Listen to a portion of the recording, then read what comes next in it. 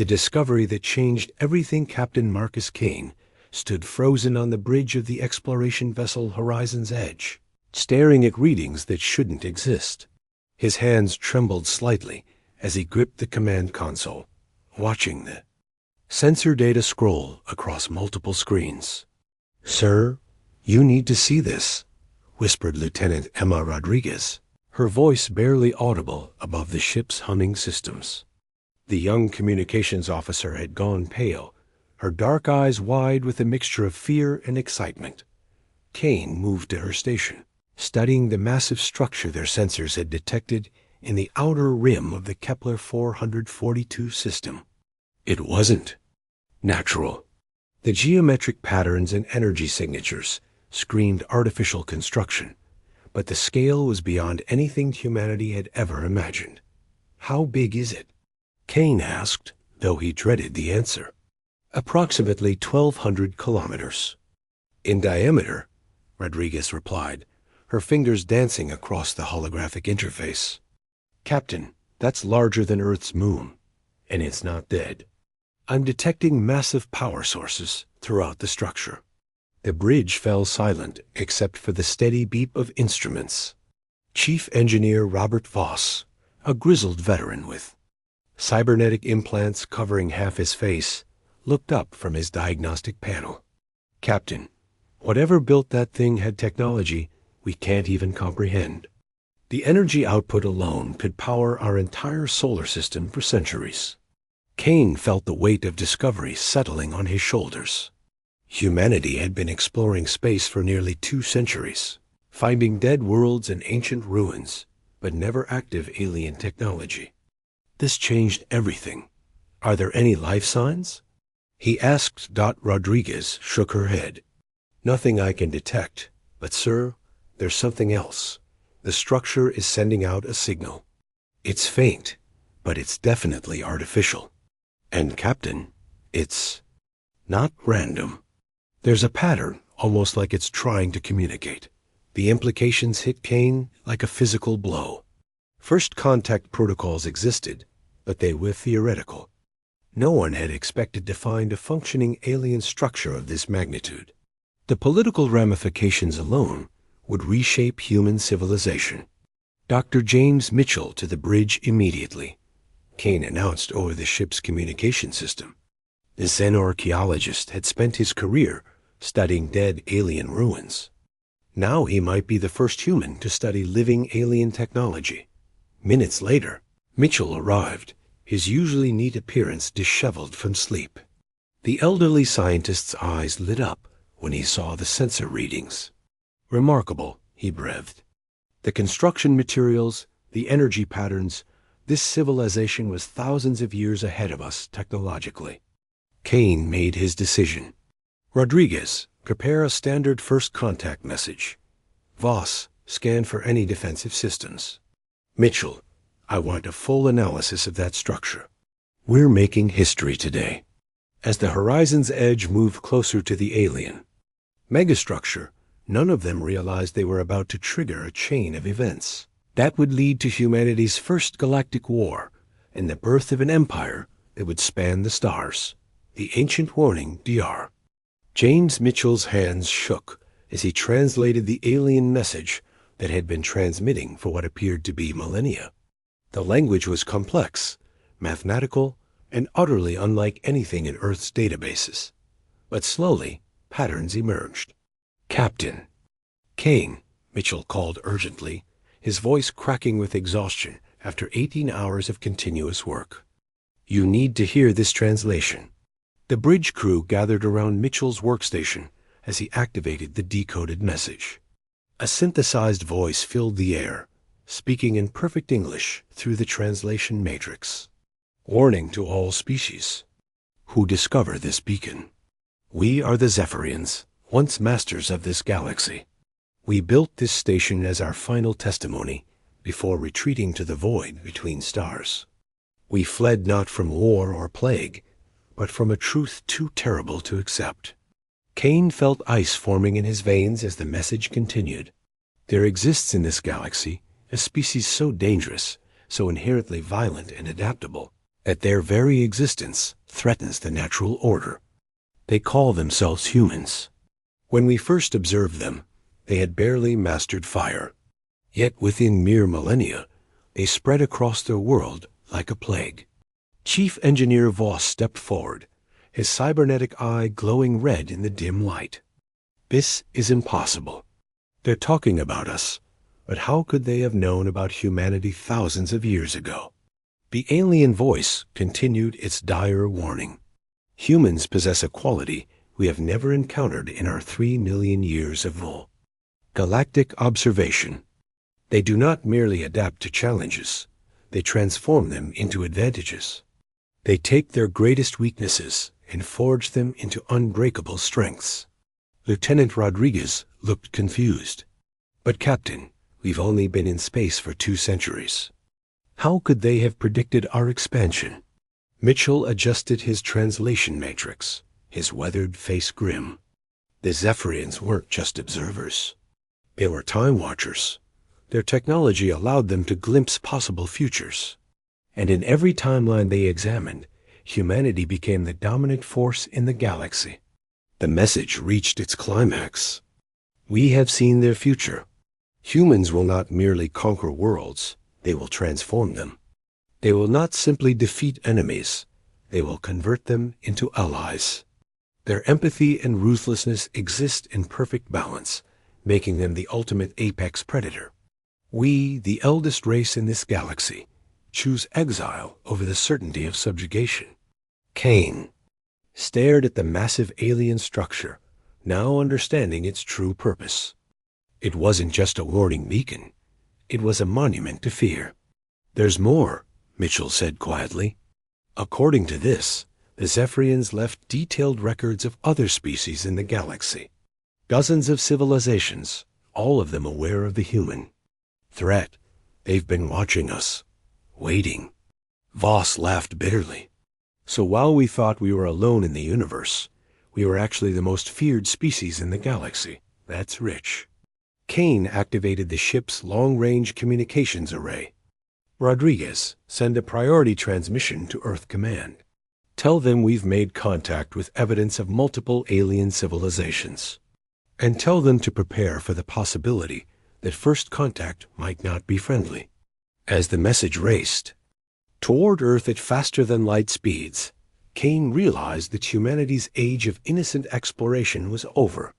They had discovered not just that they weren't alone, but that their very existence was considered a galactic threat. The question now wasn't whether humanity would make contact with alien civilizations, but whether those civilizations would try to destroy Earth before humanity could fulfill the Zephyrians' terrifying prophecy. The Galactic Alliance Strike's First Admiral Jessica Torres stood in the war room of Luna Base, watching holographic displays show the largest alien fleet in recorded history approaching Earth. 3 days had passed since the Horizon's Edge transmitted the Zephyrian warning, and humanity's worst fears were becoming reality. How many ships are we looking at? Torres asked General David Park, Earth's top military strategist. The Korean-American officer had been planning defensive scenarios since the first alien transmission was received. Conservative estimate?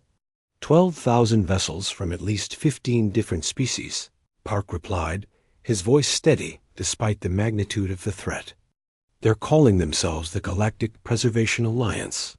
Their message was clear: surrender unconditionally or face complete extinction. Torres studied the approaching fleet. The ships varied wildly in design, from crystalline structures that seemed to bend light around them to massive biomechanical constructs that pulsed with organic energy. Each species had contributed their most advanced warships to what they clearly considered humanity's final judgment. What's our response time if they maintain current speed? She asked. 72 hours until they reach Earth orbit, replied Commander Lisa Park, David's younger sister and head of tactical analysis. But Admiral, they're not just heading for Earth. We have reports of alien fleets surrounding every human colony. Mars, Europa, Titan, even our mining stations in the asteroid belt. They're planning to hit everything simultaneously. Torres felt the weight of humanity's survival resting on her shoulders. The human space fleet consisted of fewer than 800 vessels, most of them exploration ships hastily retrofitted with weapons. Against an enemy force 15 times larger and technologically superior, conventional warfare would be suicide. "Have we had any response from diplomatic channels?" Torres asked. General Park shook his head grimly. "They refuse all communication. According to their last transmission, diplomacy with humans is considered contamination. They believe our mere existence will eventually corrupt or destroy all other galactic civilizations." A new voice entered the conversation as Dr. Elizabeth Hawkins, Earth's leading xenobiologist, joined the briefing via hologram from her laboratory. "Admiral, I've been analyzing the alien communications patterns. There's something fascinating about their approach. They're not treating this as a war. To them, this is pest control." Torres raised an eyebrow. "Explain." "Every species in that alliance has studied human behavior for decades, possibly centuries. They've concluded that we're not just aggressive, we're infectiously adaptable. They believe that any prolonged contact with humanity will eventually result in other species adopting human traits: creativity, unpredictability, emotional decision-making." Commander Park leaned forward. "You're saying they think humanity is literally contagious?" "In a cultural sense, yes," Hawkins confirmed. "They've observed how quickly humans form bonds with other species, how we integrate foreign technologies and ideas. To a galaxy of species that have remained essentially unchanged for millions of years, human adaptability represents chaos incarnate." Torres made her decision. "Then we give them chaos. General Park, activate Protocol Omega. We're not going to fight their kind of war." Protocol Omega was humanity's most desperate contingency plan. Instead of meeting the alien fleet in direct combat, human forces would scatter across the galaxy, using their superior mobility and adaptability to wage guerrilla warfare on a cosmic scale. "Admiral," General Park warned, "Omega means abandoning Earth. We'd be betting everything on our ability to survive as nomads." Torres looked at the tactical display showing the approaching alien armada. The Zephyrians were right about one thing. Humans don't just adapt to challenges. We transform them into advantages. This alliance thinks they're exterminating a threat. Instead, they're about to create the very empire they fear. As orders went out to human settlements across the solar system, Torres realized that the next 72 hours would determine whether humanity would survive as refugees or emerge as the galactic power the ancient Zephyrians had foreseen. This Earth of Legends Captain Zara Chun piloted her fighter through the debris field that had once been the human colony on Kepler 438b, her heart burning with cold fury. The Galactic Preservation Alliance had been thorough in their extermination efforts, leaving nothing but twisted metal and scattered memories of the 10,000 colonists who had called this world home. "Blackbird Squadron, report status, Sean," commanded through her communication array. Her squadron of 12 fighters was all that remained of the colony's defense force, but they had become something far more dangerous than their numbers suggested. "Blackbird 7, operational and ready," came the voice of Lieutenant Jake Morrison, a former mining engineer who had learned to fly in the weeks since the war began. "Picked up some interesting salvage from that Alliance cruiser we hit yesterday." Sean smiled grimly. In the 3 months since Protocol Omega had been activated, human survivors had stopped thinking like conventional military forces. They had become scavengers, innovators, and ghosts haunting the galaxy's shipping lanes. "What kind of salvage, Morrison?" she asked. "Quantum shield generators, and what looks like their communication encryption codes," Morrison replied. "Dr. Ravi thinks he can integrate the shields into our ships within a week." Dr. Anish Ravi had been a theoretical physicist before the war. Now he was the squadron's chief technology officer, somehow managing to reverse engineer alien technology, using salvaged parts and human ingenuity. It was exactly the kind of impossible adaptation that terrified the Alliance. Blackbird leader, we have incoming transmission from Nomad Base, interrupted Corporal Maria Santos, the squadron's communications specialist. She had been a teacher before the war, but like all surviving humans, had learned new skills out of necessity. Chun opened the channel, hearing the familiar voice of Admiral Torres, broadcasting from humanity's mobile command center, a converted asteroid mining platform that moved constantly through deep space. All Blackbird units, we have a priority target, Torres announced. Alliance supply convoy, 12 ships, carrying advanced technology to their forces in the Vega system. Intelligence suggests they're transporting something called a reality anchor, a device that can lock space-time in a localized area. Chun felt her pulse quicken. Human forces had learned that their greatest advantage was unpredictability and mobility. A device that could lock space-time would neutralize those advantages. Blackbird leader to Nomad Base, Chun responded. Squadron, ready for intercept. What's our extraction plan? There isn't one, Torres replied bluntly. This is a one-way mission. But Chun, if you can capture that technology intact, we might be able to turn it into something the Alliance never expected. Chun looked at her tactical display, showing the impossible odds they faced. The convoy was escorted by 15 Alliance warships, each one capable of destroying her entire squadron. But over the months of running warfare, human forces had learned something the Alliance couldn't comprehend. Sometimes the impossible was just another word for Tuesday. All Blackbirds, you heard the Admiral, Chun announced to her squadron. We're about to do something so crazy that the Alliance will spend decades trying to figure out how we did it. Morrison, I want those quantum shields online in 30 minutes. Santos, start jamming their communications. Ravi, prepare the EMP torpedoes. As her squadron prepared for their impossible mission, Chun reflected on how much humanity had changed since the war began. They were no longer the curious explorers who had discovered the Zephyrian beacon. They had become exactly what the ancient aliens had feared, an unstoppable force that turned every defeat into a lesson and every loss into motivation. The Alliance had sought to prevent the rise of a human empire. Instead, their attacks had forged humanity into something far more dangerous. Been conquerors. They had created legends. The Empire rises 5 years after the first alien attack on Earth.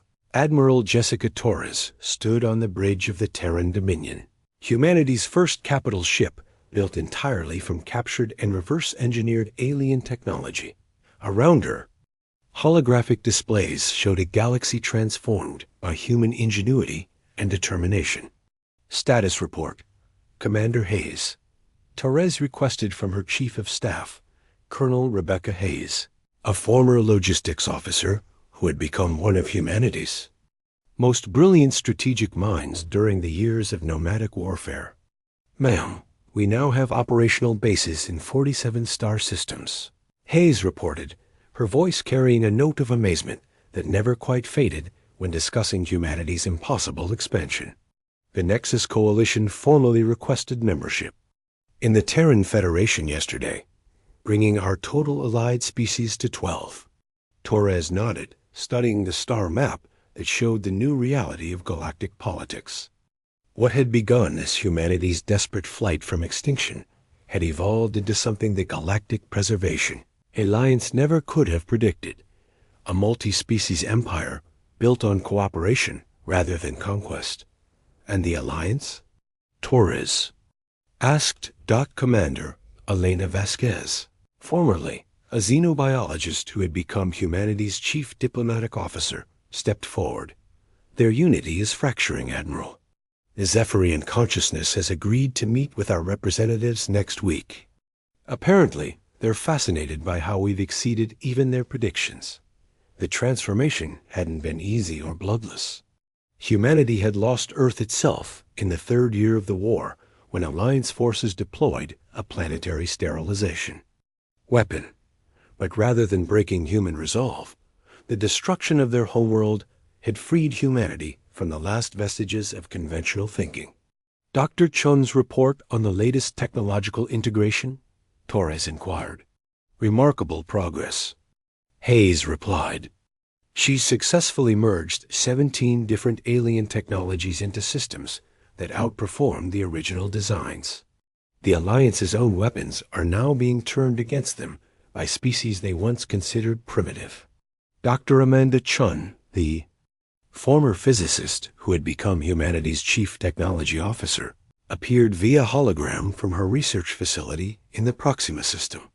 Admiral, I have news about the Reality Anchor project. We've not only reverse engineered the technology, we've improved it. Human ships can now anchor or release space-time at will, giving us tactical advantages the Alliance never imagined possible. Torres smiled at the irony. The device meant to contain humanity had instead become the cornerstone of human naval superiority. It was exactly the kind of transformation that had driven the Alliance to attempt genocide in the first place. Admiral, interrupted Lieutenant Commander Jackson Webb from the communications station. We're receiving a transmission from the Alliance Central Command. They're requesting a ceasefire and formal negotiations. The bridge fell silent. After 5 years of brutal warfare, the idea of the Alliance asking for negotiations seemed almost surreal. On screen, Torres commanded, the display showed a council of alien representatives, their expressions unreadable, but their body language suggesting defeat. The lead speaker, a crystalline being from the Altarian Collective, began to communicate through the translation matrix. Admiral Torres of the Human Forces, the Galactic Preservation Alliance acknowledges that our primary objective has failed. Humanity has not been contained or eliminated. Instead, you have become the very force we sought to prevent. We request terms for ending this conflict.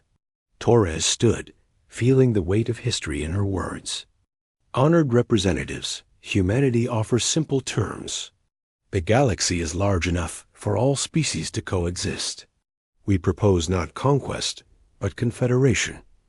Not subjugation, but cooperation. As the negotiations began, Torres realized that the Zephyrians had been both right and wrong in their ancient prophecy. Humanity had indeed become a galactic empire, but not through domination. They had created something entirely new. An empire built on the radical idea that diversity was strength. That cooperation was more powerful than conquest. The Terran Empire was born not from humanity's darkest impulses, but from their greatest gift, the ability to transform enemies into allies and challenges into opportunities. The age of human expansion had begun, and the galaxy would never be the same.